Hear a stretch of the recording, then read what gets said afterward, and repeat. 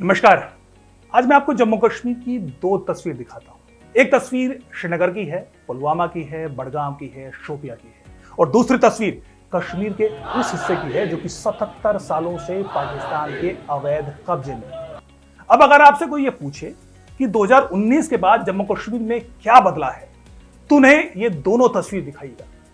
एक तस्वीर बताती है कि कैसे कश्मीरी अलगाववाद और आतंकवाद की सोच और खौफ को मिटाकर अपनी तरक्की और लोकतांत्रिक खुशहाली के लिए अपने प्रतिनिधि को चुनने के लिए कतार में लगे। और दूसरी तस्वीर बताती है कि कैसे 77 सालों से पाकिस्तान के कब्जे और जुल्म से आजिद गुलामों ने मुक्ति के लिए बगावत छेड़ दी है। ये दोनों तस्वीर 5 साल पहले एक सपना लगती थी, लेकिन आज 2024 में यही हकीकत है।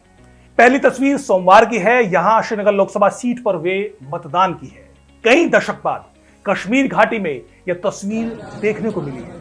लोग बेखौफ लंबी लंबी कतारों में लगे रहे, भारत के संविधान में आस्था जताते हुए भारत की संसद में अपने प्रतिनिधि को भेजने के लिए मतदान करते रहे। 80 के दशक के बाद यह पहली बार था जब ना तो कोई बॉयकॉट की कॉल दी गई और ना ही मतदाताओं को धमकी मिली। नतीजा, इस बार का मतदान पिछले 4 दशक का रिकॉर्ड तोड़ गया। श्रीनगर लोकसभा सीट पर सोमवार को करीब 38% वोट डाले गए। अभी इस आंकड़े में पोस्टल बैलेट और माइग्रेंट्स के वोट शामिल नहीं है, यानी यह आंकड़ा 40% को पार करेगा। देश के अन्य हिस्सों की तुलना में यह आंकड़ा आपको कम लग सकता है, लेकिन कश्मीर के मामले में यह किसी कमाल से कम नहीं है। 2019 में इसी श्रीनगर लोकसभा सीट पर मात्र 15% से भी कम वोटिंग हुई थी। 2014 में यह करीब 26% थी। इससे पहले 2009 में यह करीब उतना ही था, यानी 26% के आसपास वोटिंग। उससे पहले 2004 में उससे भी कम, करीब 19%। उससे पहले 1999 में उससे भी कम, सिर्फ 12%। उससे पहले 1998 में 30%, और उससे पहले 1991 में यहां कश्मीरी हिंदुओं के नरसंहार के चलते चुनाव ही नहीं हो पाए थे, और 1989 में यहां कोई उम्मीदवार खड़ा ही नहीं हुआ था आतंकवादियों की धमकी के चलते। इन आंकड़ों से आप अंदाजा लगा सकते हैं कि पिछले लगभग 4 दशकों में यहां चल क्या रहा था। इस बार के आंकड़े इसलिए भी बड़े हैं क्योंकि श्रीनगर लोकसभा सीट पर परिसीमन के बाद त्राल, शोपिया और पुलवामा विधानसभा क्षेत्र जोड़े गए हैं। श्रीनगर लोकसभा सीट पर जो भी कश्मीर को थोड़ा बहुत जानता है उसको पता है कि ये तीनों विधानसभा क्षेत्र किस कदर संवेदनशील हुआ करते थे, आतंकवाद और अलगाववाद से पीड़ित हुआ करते थे। लेकिन इस बार यहां की वोटिंग देखिए। पुलवामा में इस बार वोटिंग हुई है करीब 44%। शोपिया में यह आंकड़ा 48% है और त्राल में वोटिंग हुई है करीब 41%। सोचिए, जो इलाके अब तक इतने संवेदनशील हुआ करते थे कि वहां पर 5 से 6% वोटिंग होती थी, इस बार बम्पर वोटिंग हुई है। निश्चित तौर पर यह जम्मू कश्मीर की जीत है, भारत के संविधान की जीत है, एक अखंड भारत की जीत है। जैसा मैंने कहा कि यह पहली बार था कि ना तो किसी बॉयकॉट का फतवा जारी किया गया और ना ही मतदाताओं को धमकी मिली, बल्कि इस बार तो वो नेता भी स्लो वोटिंग की शिकायत कर रहे थे जो अब तक 8 से 9% वोटिंग के चलते चुनाव जीता करते थे। प्रशासन से गुहार लगाई जा रही थी कि वोटिंग की स्पीड बढ़ाई जाए। अब बताइए, इससे अच्छे दिन और क्या ही आएंगे। खैर, जम्मू कश्मीर के इस हिस्से ने तो बेहतर भविष्य का मंत्र साध लिया है, लेकिन जम्मू कश्मीर के उस दूसरी तस्वीर की बात करते हैं जो कि पिछले 77 सालों से पाकिस्तान के कब्जे का शिकार है, लेकिन अंततः उसने अपनी मुक्ति का आंदोलन छेड़ दिया है। पिछले कई दिनों से पीओजे के मुजफ्फराबाद, मेरपुर और कोटली में प्रदर्शनकारियों ने आजादी के नारों के साथ आजादी का आंदोलन छेड़ रखा है। 77 सालों से पाकिस्तान इस क्षेत्र में कई डैम बनाकर प्राकृतिक संसाधनों का दोहन करता रहा है, लेकिन यहाँ की बिजली इस्लामाबाद और कराची को रोशन करती रही है और पीओजे को मिला सिर्फ अंधेरा। आज पाकिस्तान में न खाने को आटा है, न सड़कें हैं, कई नदियां होने के बावजूद न पीने का पानी है। ऊपर से पाकिस्तान ने पीओजे को आतंकी जिहाद का अड्डा बनाकर रखा है। एलओसी पार से घुसपैठ कराने के लिए, आतंकवाद को बढ़ावा देने के लिए यहां के लोग भी इस कृत्य का हर संभव समर्थन करते रहे हैं। लेकिन भूख और बदहाली की आग ने जिहादी लबादे को उतार फेंका है, फूंक दिया है और उतर गए हैं सड़कों पर।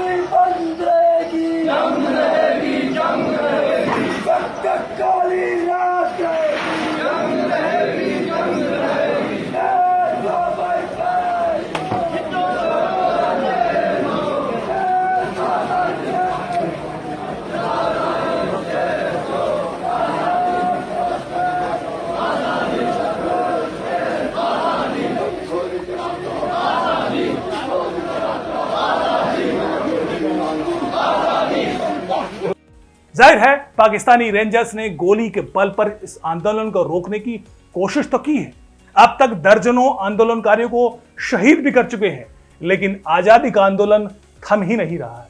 इस प्रदर्शन में भारत का तिरंगा भी दिखाई दे रहा है और भारत से जुड़ने की लालसा भी। इसको लेकर भारत के विदेश मंत्री ने एक स्पष्ट संदेश दिया है, संबल दिया है, कहा है कि ठहरिए, मुक्ति जल्द संभव होगी। So the first question is, when we claim back POK, will it be only the land or the people with it? If the people too, then the whole of Pakistan will be part of POK. Please enlighten us. I think the person who asked the question has enlightened everybody. So, look, to me it's very interesting. Till Article 370 was abrogated and settled, actually, I didn't even see much of a POK debate in this country. There was a time in the 1990s when it was a big issue, and there was actually a parliament resolution that all the parties agreed. But then again, it kind of went into a kind of dormancy out there. So I would say today the fact that there is much sharper awareness even in public opinion about POK is something which is very welcome. For us, the initial goal was first to deal with the 370 issue.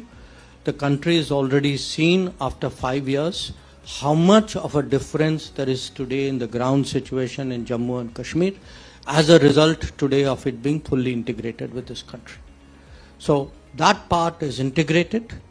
There is the other part.